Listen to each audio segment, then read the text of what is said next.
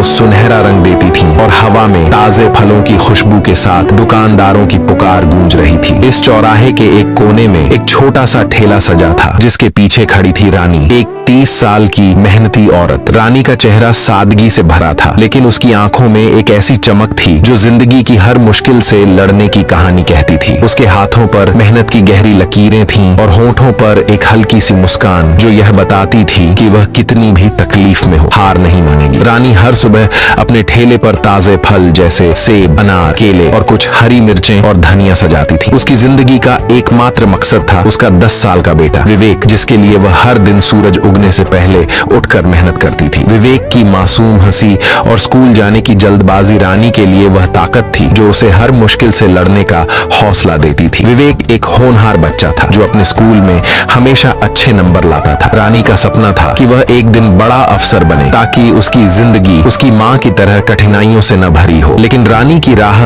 आसान नहीं थी। उसका ठेला ही उसकी रोजी रोटी का एकमात्र जरिया था और बाजार में कई लोग उसकी मजबूरी का फायदा उठाते थे। फिर भी रानी हर दिन मुस्कुराते हुए अपने ग्राहकों का स्वागत करती थी, क्योंकि वह जानती थी कि उसकी मेहनत ही उसके बेटे के सपनों का आधार है। एक सुबह जब सूरज की किरणें अभी हल्की थीं और बाजार में रौनक शुरू ही हुई थी, रानी अपने ठेले पर फल सजा रही थी। तभी एक साधारण सी नीली साड़ी में लिपटी एक औरत उसके पास आई। उस औरत का नाम था अर्चना वर्मानी, जो वास्तव में जिले की डीएम थी, लेकिन उस दिन वह एक आम औरत के भेष में थी। अर्चना का चेहरा इतना सादा था कि कोई अंदाजा भी नहीं लगा सकता था कि वह जिले की सबसे ताकतवर अफसर है। उनकी चाल में एक गजब का आत्मविश्वास था और आंखों में एक गहरी संवेदनशीलता, जैसे वह हर इंसान की कहानी को समझना चाहती हो। वह रानी के ठेले के पास रुकी और मुस्कुराते हुए बोली, बहन ये सेब कितने के हैं? और ये अनार, धनिया और मिर्चें भी बताओ। रानी ने खुशी खुशी जवाब दिया, सेब 60 रुपये किलो, अनार 80 रुपये किलो, धनिया 10 रुपये का बंडल और मिर्चें 25 रुपये किलो। रानी की आवाज में एक गर्मजोशी थी जो अर्चना को तुरंत भा गई। वह रानी से बातें करने लगी जैसे कि वह कोई पुरानी सहेली हो, लेकिन अब भी वह बात कर ही रही थी कि विवेक, रानी का बेटा, दौड़ता हुआ आया। उसकी स्कूल यूनिफॉर्म पर हल्की सी धूल लगी थी और वह घबराहट में बोला, मम्मी जल्दी चलो, स्कूल के लिए लेट हो रहा है, टीचर डांटेंगी और प्रिंसिपल ने कहा है कि लेट हुआ तो पनिशमेंट मिलेगी। रानी ने प्यार से उसका सिर सहलाया और कहा, बेटा जरा रुक जा, मैं इन बहन को फल दे दूं, फिर तुझे छोड़ने चलूंगी। लेकिन विवेक जिद करने लगा, नहीं मम्मी अभी चलो प्लीज, मेरी मैथ्स की क्लास छूट जाएगी। उसकी मासूम आवाज और चेहरे पर घबराहट देखकर अर्चना का दिल पिघल गया। उन्होंने रानी की ओर देखा और नरम लहजे में कहा, बहन तुम परेशान मत हो, अपने बेटे को स्कूल छोड़ाओ, मैं तुम्हारा ठेला संभाल लेती हूँ। रानी हक्की बक्की रह गई। उसने हिचकिचाते हुए कहा, बहन आप सचमुच ये करेंगी? मेरा मतलब है आपको तकलीफ होगी, ये ठेला संभालना आसान नहीं। अर्चना ने मुस्कुराकर कहा, तकलीफ कैसी, मैं यहाँ हूँ, तुम बेफिक्र होकर जाओ, विवेक का स्कूल जरूरी है। अर्चना की आवाज में एक ऐसी ताकत थी जो रानी को भरोसा दिला रही थी। रानी ने आखिरकार हामी भरी और कहा, ठीक है बहन, मैं बस आधे घंटे में लौट आऊंगी, आपका बहुत बहुत शुक्रिया। वह विवेक का हाथ पकड़कर स्कूल की ओर चल दी और उसकी आंखों में शुक्रगुजारी के आंसू चमक रहे थे। अर्चना ठेले के पीछे खड़ी हुई और बाजार के माहौल को गौर से देखने लगी। सुबह की हल्की धूप में दुकानदारों की पुकार, बच्चों की हंसी और ठेले वालों की मेहनत का मंजर उनके दिल को छू गया। वह सोचने लगी कि कितने लोग यहाँ दिन रात मेहनत करते हैं और कितनी बार उनकी मेहनत का फल उनसे छिन जाता है। लेकिन यह सुकून ज्यादा देर नहीं रहा। अचानक एक मोटरसाइकिल की तेज आवाज आई और वह ठेले के पास रुकी। उस पर एक पुलिस इंस्पेक्टर, जिसका नाम था विकास शर्मा, बैठा था। उसका चेहरा रौबदार था और आंखों में एक घमंड जो अपनी वर्दी की ताकत से आता था। उसने मोटरसाइकिल से उतरते ही तंज भरे लहजे में कहा, अरे तू कौन है? यहाँ तो रानी हुआ करती थी, वो कहाँ गई? अर्चना ने शांत स्वर में जवाब दिया, मैं रानी की बहन हूँ, वो कुछ जरूरी काम से गई है, इसलिए मैं ठेला संभाल रही हूँ। अभी वह बात कर ही रही थी कि रानी लौट आई। विकास को देखते ही उसके चेहरे पर डर सा छा गया। वह झुककर बोली, इंस्पेक्टर साहब क्या चाहिए? जो मन हो ले लीजिए। उसकी आवाज में एक अजीब सी बेबसी थी, जैसे वह पहले से जानती हो कि अब क्या होने वाला है। विकास ने रौबदार अंदाज में कहा, 1 किलो अनार, आधा किलो केले और थोड़ा सा धनिया दे, जल्दी कर। रानी ने घबराहट में फौरन फल और धनिया तौल दिया। विकास ने थैला लिया, एक नजर भी नहीं देखी और बिना एक पैसा दिए मोटरसाइकिल पर बैठकर चलता बना। यह सब देखकर अर्चना स्तब्ध रह गई। उनका दिल गुस्से और दुख से भर गया। वह सोचने लगी कि यह कैसा कानून है जो एक गरीब औरत की मेहनत को इस तरह लूटता है। कुछ पल खामोशी में बीते। फिर उन्होंने रानी से पूछा, बहन उसने पैसे क्यों नहीं दिए? तुमने कुछ कहा क्यों नहीं? रानी की आंखों में आंसू छलक आए। वह धीमे स्वर में बोली, बहन क्या बताऊं, ये इंस्पेक्टर रोज आता है, कभी सेब, कभी अनार, कभी केले ले जाता है और कभी एक पैसा नहीं देता। अगर मैं कुछ कहूँ तो धमकाता है कि मेरा ठेला उठवा देगा। मैं एक अकेली औरत हूँ, ये ठेला मेरे और मेरे बेटे की जिंदगी का सहारा है। अगर ये छिन गया तो विवेक का स्कूल, उसका खाना, सब कुछ रुक जाएगा। उसकी आवाज में इतना दर्द था कि अर्चना का दिल कांप उठा। अर्चना ने रानी के कंधे पर हाथ रखा और गहरी सांस लेते हुए कहा, बहन, अब ये जुल्म नहीं चलेगा। मैं तुम्हारे साथ हूँ। इंसाफ दिलाना मेरा फर्ज है। उन्होंने रानी को अपना फोन नंबर दिया और कहा, कल तुम घर पर आराम करना, मैं तुम्हारा ठेला संभालूंगी। ये देखती हूँ कि वो इंस्पेक्टर पैसे देता है या नहीं। अगर उसने फिर ऐसी हरकत की तो मैं उसे कानून की ताकत दिखाऊंगी। रानी की आंखों में डर के साथ साथ एक नई उम्मीद जगी। वह बोली, बहन, आप ये सब मेरे लिए करेंगी? मैं तो बस एक गरीब ठेले वाली हूँ। अर्चना ने मुस्कुराकर कहा, तुम गरीब नहीं, मेहनती हो और मेहनत की इज्जत करवाना मेरा काम है। बस भरोसा रखो। रानी की आंखों में आंसू थे, लेकिन इस बार वे डर के नहीं बल्कि शुक्रगुजारी और उम्मीद के थे। अगली सुबह अर्चना ने एक साधारण सी हरी साड़ी पहनी, सिर पर पल्लू डाला और रानी के ठेले पर जा खड़ी हुई। ठेले पर ताजे सेब, अनार, केले, मिर्चें और धनिया खूबसूरती से सजे थे। बाजार की रौनक अपने चरम पर थी। दुकानदारों की पुकार, बच्चों की हंसी और गाड़ियों की आवाजें एक अनोखा माहौल बना रही थी। अर्चना हर ग्राहक से गर्मजोशी से मिल रही थी, जैसे वह सालों से यही काम कर रही हो। लेकिन उनके दिल में एक बेचैनी थी। वह जानना चाहती थी कि क्या विकास शर्मा फिर आएगा, और अगर आएगा तो क्या करेगा। कुछ ही देर में विकास शर्मा की मोटरसाइकिल ठेले के पास रुकी। उसने अर्चना को देखा और तंज भरे अंदाज में बोला, अरे तू फिर यहाँ? रानी की बहन है ना? आज तो और भी प्यारी लग रही है। उसकी आवाज में बदतमीजी साफ झलक रही थी। अर्चना ने दिल ही दिल में गुस्सा दबाया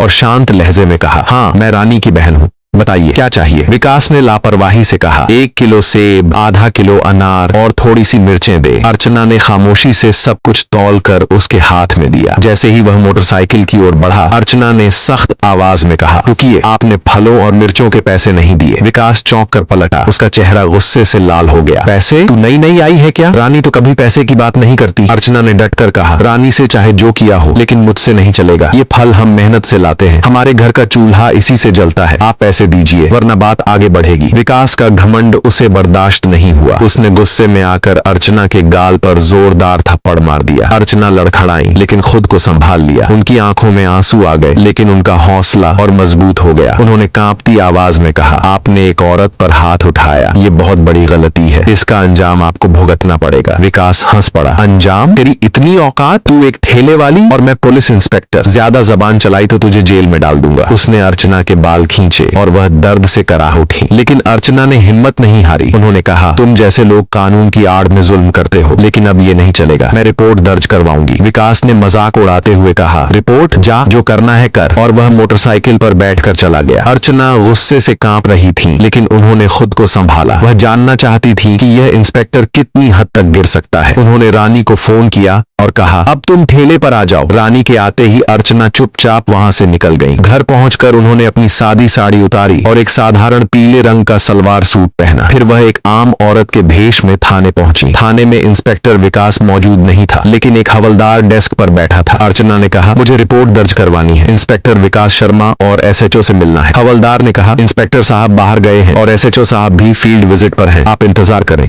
कुछ देर बाद थाने का दरवाजा खुला और एसएचओ सूरज प्रकाश अंदर आए। उनकी वर्दी में एक रौब था, लेकिन चेहरा घमंड से भरा था। उन्होंने अर्चना को देखा और कड़क आवाज में पूछा, तुम कौन हो और यहाँ क्यों आई हो? अर्चना ने शांत लहजे में कहा, मुझे रिपोर्ट दर्ज करवानी है। सूरज ने तंज भरे अंदाज में कहा, रिपोर्ट? पहले कुछ खर्चा पानी लाओ। यहाँ रिपोर्ट के लिए 15 से 20 हजार लगते हैं। अर्चना का दिल गुस्से से भर गया। उन्होंने कहा, रिपोर्ट के लिए पैसे? ये रिश्वत मांगना गैर कानूनी है। सूरज हंस पड़ा, यहाँ यही कानून है, पैसे दो, रिपोर्ट लिखो। अर्चना ने गहरी सांस ली और कहा, ठीक है, लीजिए 10 रुपए, अब रिपोर्ट लिखिए। सूरज ने पैसे लेकर पूछा, किसके खिलाफ रिपोर्ट है? अर्चना ने गंभीर स्वर में कहा, इंस्पेक्टर विकास शर्मा के खिलाफ। वो रोज एक गरीब औरत के ठेले से बिना पैसे दिए फल ले जाता है। उसने उस औरत को धमकाया और जब मैंने रोका तो मुझ पर हाथ उठाया। मैं इस पर सख्त कार्रवाई चाहती हूँ। सूरज का चेहरा लाल हो गया। वह हकलाते हुए बोला, विकास हमारे सीनियर इंस्पेक्टर हैं और वैसे भी अगर कोई फ्री में सामान दे तो क्या हरज है, ये तो चलता है। अर्चना अब सब समझ चुकी थी। यह थाना कानून की रक्षा का नहीं, गरीबों की लूट का अड्डा बन चुका था। वह बिना कुछ कहे थाने से निकल गईं, लेकिन उनके दिल में अब इंसाफ की आग और तेज हो चुकी थी। अर्चना के मन में एक तूफान उठ रहा था। वह सोच रही थी कि कैसे यह सिस्टम जो गरीबों की रक्षा के लिए बना है उसी का गला घोंट रहा है। वह रानी की उस लाचारी को भूल नहीं पा रही थी जिसने अपनी और अपने बेटे की जिंदगी के लिए हर दिन डर के साए में जीना स्वीकार कर लिया था। अर्चना ने ठान लिया कि वह इस जुल्म को खत्म करेंगी, चाहे इसके लिए उन्हें कितनी भी मेहनत क्यों न करनी पड़े। अगले दिन सुबह अर्चना वर्मानी अपनी सरकारी वर्दी में गार्ड्स के साथ सीधे थाने पहुंची। उनकी वर्दी में एक गजब की गरिमा थी और उनकी आंखों में कानून की ताकत झलक रही थी। थाने का स्टाफ उन्हें देखकर हक्का बक्का रह गया। अंदर घुसते ही इंस्पेक्टर विकास शर्मा और एसएचओ सूरज प्रकाश मौजूद थे। दोनों के चेहरों पर डर छा गया जब उन्होंने अर्चना को वर्दी में देखा। विकास की आवाज कांप रही थी। वह हकलाते हुए बोला, आप कौन हैं? अर्चना ने सख्त लहजे में कहा, मैं अर्चना वर्मानी हूँ, इस जिले की डीएम, और मैंने देख लिया है कि तुम इस वर्दी की एड में गरीबों पर क्या जुल्म करते हो।